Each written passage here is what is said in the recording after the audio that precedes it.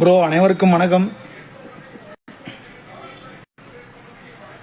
இப்போ பார்த்தீங்கன்னா அந்த குழந்தையோட ஸ்டேட்டஸ் பார்த்தீங்கன்னா தஞ்சாவூரில் அந்த குழந்தைகள் காப்பகத்தில் தான் இன்னும் இருக்காங்க. நேற்று அந்த பையனோட அம்மா, அவங்களோட அம்மாச்சி, தாத்தா எல்லாமே போய் பார்த்துருக்காங்க. சித்தப்பா அவங்களோட குடும்பத்திலேருந்தும் போய் பார்த்துருக்காங்க.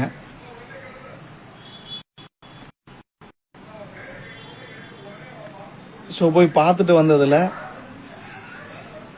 அந்த பொண்ணு, அதாவது அந்த குழந்தையோட அம்மா ரொம்ப அழுது, அதாவது ஒரு புதுவிதமான பாசத்தை காமிச்சிருக்காங்க. அந்த குடும்பத்தாரோட நான் பேசணும்போது இதெல்லாம் சொன்னாங்க. ஸோ இன்னும் ஒரு 15 நாள் டைம் கொடுத்துருக்காங்க போலீஸ் மூலிமா.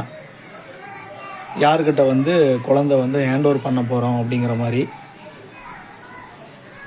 இப்போ என்ன மேட்டர்னா, குழந்தை சேஃபாக இருக்காங்க, அந்த ராஜா அண்ணன் சேஃபாக இருக்காரு, அந்த பொண்ணும் சேஃபாக இருக்காங்க,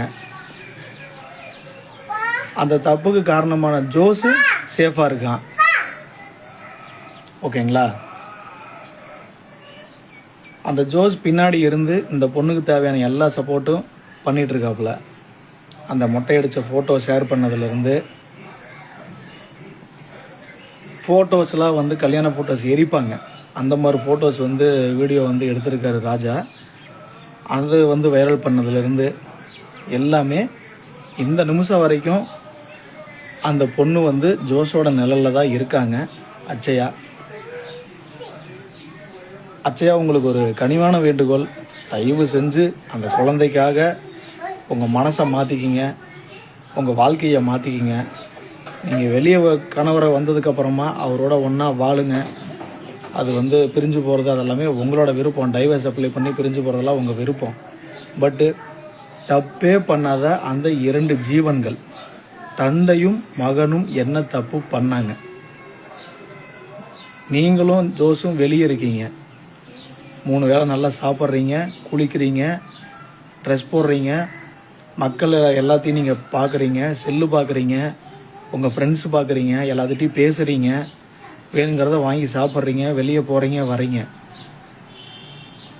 ராஜா அண்ணன் ஜெயிலில் இருக்கிறதுக்கும் அவரோட குழந்தைகள் ஜெயில், ஆக்சுவலி அது ஜெயில் தான். ராஜா அண்ணன் கைதிகளோட ஜெயிலில் இருக்கார். அந்த குழந்தை ஒரு 10-15 குழந்தைகள் காப்பகத்தில் இருக்காங்க. ஸோ 2 பேருமே ஆல்மோஸ்ட் ஜெயில் மாதிரி தான், யாரையும் பார்க்க முடியாது. நீங்கள் இப்போ என்னென்னலாம் பண்ணுறீங்கன்னு நான் சொன்னோம், அதெல்லாம் அவங்க 2 பேர்னால பண்ண முடியாது. அந்த 4 வயசு பையனுக்கு என்ன தெரியும்? ஸோ மக்களே, இன்னொரு 10-15 நாளில் குழந்தைய யாருக்கிட்ட கொடுக்க போகிறாங்கன்னு தகவல் தெரியும். அது வரைக்கும் 2 குடும்பத்தாரும் போய் பார்த்துட்டு வந்துட்டுருக்காங்க. என்ன சொல்கிறதுன்னு தெரியல.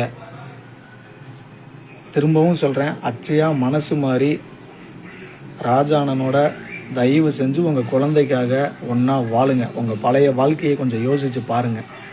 கல்யாணம் பண்ண புதுசில் உங்கள் குடும்பத்தோட, உங்கள் குழந்தையோட உங்கள் வீடியோஸ்லாம் போய் நாங்கள் பார்த்தோம், நிறையா மக்கள் பார்த்துருக்காங்க. ஸோ அப்பேற்பட்ட ஒரு சந்தோஷமான குடும்ப வாழ்க்கையை விட்டுட்டு எதுக்காக ஒரு நிமிஷம் தவறுதலாக எடுத்த முடிவுனால ஒரு பணத்துக்காக, பணம் இன்னைக்கு இல்லாட்டி எப்போ வேணாலும் சம்பாதிக்கலாம். பட் இப்போ எங்கே நின்றுருக்கு பாருங்கள். அதுபோக நம்ம உங்கள் குடும்பத்தை வச்சு எல்லாருமே இன்ஸ்டாகிராம், யூடியூப், ஃபேஸ்புக் எல்லாம் யூஸ் பண்ணி கருத்து பதிவிக்கிறாங்க. நல்ல விஷயந்தான். ஸோ முன்ன இருந்ததை விட இப்போ உங்களோட ஃபேமிலி விஷயந்தான் ரொம்ப ட்ரெண்டிங்கில் போயிட்டுருக்கு. இது நம்ம கத்தி படத்தில் அண்ணன் சொன்ன மாதிரி தான், இது மீடியாவோட பசி அப்படிங்கிற மாதிரி தான் இருக்குது. ஸோ நாங்கள் உங்களோட தொடர்பு கொண்டு டெய்லி ஆக்சுவலாக என்ன நடக்குதோ அதை அப்டேஷன் கொடுத்துட்ருக்கோம். ஆனால் நிறையா பேர் தவறான கருத்துக்களை முன் வச்சு பேசிகிட்டு இருக்காங்க.